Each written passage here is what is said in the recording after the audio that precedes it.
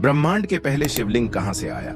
जब कुछ भी नहीं था, न आकाश, न पृथ्वी, न जल, न समय, तो शिवलिंग कहां से आया? इस प्रश्न का उत्तर सनातन धर्म के अद्वैत, तंत्र और वेदांत सिद्धांतों में छिपा है। आइए इसे गहराई से समझते हैं। सृष्टि से पहले क्या था? सनातन धर्म कहता है कि ब्रह्मांड के पहले केवल परब्रह्म था। परब्रह्म न आकारवान था न निराकार, वह केवल अस्तित्व मात्र था।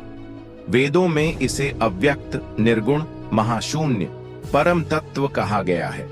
इसे ही शिव कहा जाता है, अर्थात जो काल से परे हैं, जो स्वयं में पूर्ण हैं, जो न जन्म लेते हैं न मरते हैं। उस समय न कोई दिशा थी, न कोई समय, न कोई गति। शिवलिंग कहां से आया? शिवलिंग अज अनंत ऊर्जा प्लस अनंत चेतना। जब कुछ नहीं था तब भी शिव थे, लेकिन वे शून्य अवस्था में थे। यह शून्य अवस्था अव्यक्त शिव की अवस्था कहलाती है। इस अव्यक्त शिव से ही एक स्पंदन, कंपन उत्पन्न हुआ।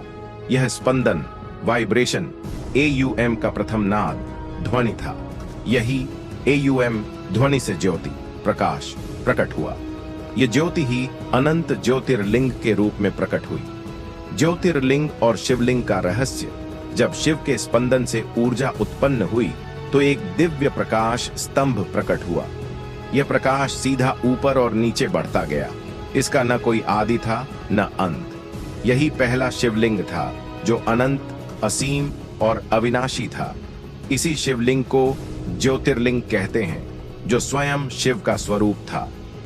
शिवलिंग का महत्व यह ब्रह्मांड की अनंत ऊर्जा और अनंत चेतना का प्रतीक है।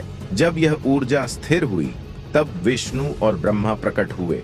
फिर शक्ति, आदि शक्ति मां भगवती प्रकट हुई, जिससे सृष्टि बनी। जब कुछ नहीं था तब शिवलिंग कैसे था?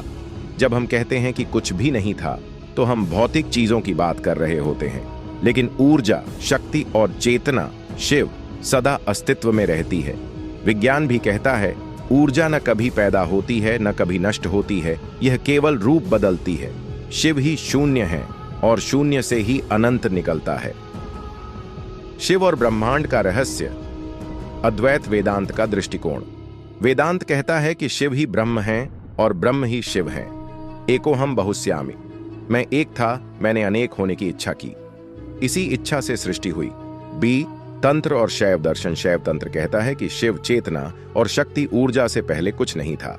जब शिव अव्यक्त से व्यक्त हुए तो सृष्टि बनी। शिवलिंग केवल एक पत्थर नहीं, बल्कि शिव और शक्ति की अनंत ऊर्जा का प्रतीक है। निष्कर्ष: शिवलिंग स्वयंभू, स्वतः उत्पन्न है। जब कुछ भी नहीं था तब भी शिव थे। शिव ही शून्य है, शिव ही अनंत है।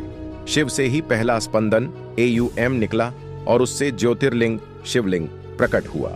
यही शिवलिंग से विष्णु, विष्णु से ब्रह्मा और ब्रह्मा से सृष्टि का निर्माण हुआ।